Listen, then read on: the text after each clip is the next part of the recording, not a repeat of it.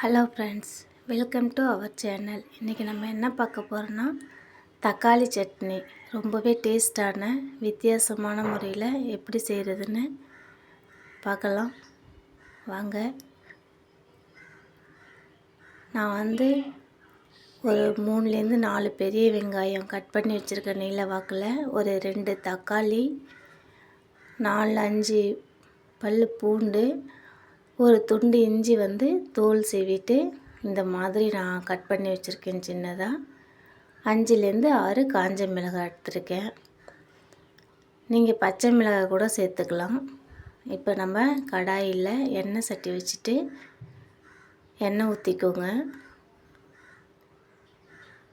எண்ணெய் சூடானதும் நம்ம ஃபஸ்ட்டு இஞ்சியும் பூண்டையும் எண்ணெயில் லைட்டாக வறுத்துக்கலாம். அப்புறமா வெங்காயம் சேர்த்துக்கலாம். ஃபஸ்ட்லேயே வெங்காயம் சேர்த்துக்க வேண்டாம். பாருங்கள், இது ரெண்டும் நல்லா கொஞ்சம் பொரிஞ்சு வருது. இப்போ இந்த ஸ்டேஜில் நம்ம வெங்காயம் கட் பண்ணி வச்சுருக்கோம் இல்லையா, அதை சேர்த்துக்கோங்க. சேர்த்துட்டு நல்லா வதக்கிக்கோங்க. இது எந்த அளவுக்கு நல்லா வதக்குறோமோ அந்த அளவுக்கு டேஸ்ட்டு கொடுக்கும்.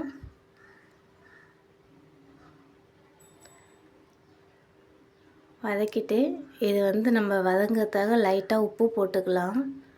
ஏன்னா நம்ம சட்னி அரைக்கும்போது உப்பு கொஞ்சம் சேர்த்துக்குவோம் இல்லையா, அதனால் இப்போ நம்ம இது வதங்கிறதுக்காக லைட்டாக உப்பு சேர்த்து நம்ம இதை 2 நிமிஷம் நல்லா வதக்கிக்கலாம்.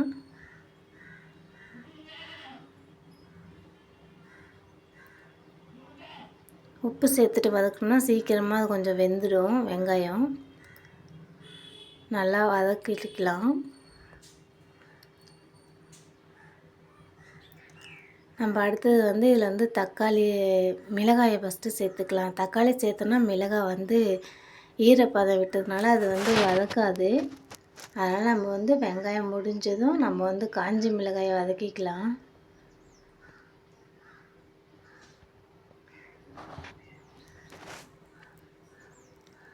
காஞ்ச மிளகாய் போட்டு ஒரு 2லேருந்து ஒரு 3 வாட்டி நம்ம இதை கலரி விட்டுக்கலாம்.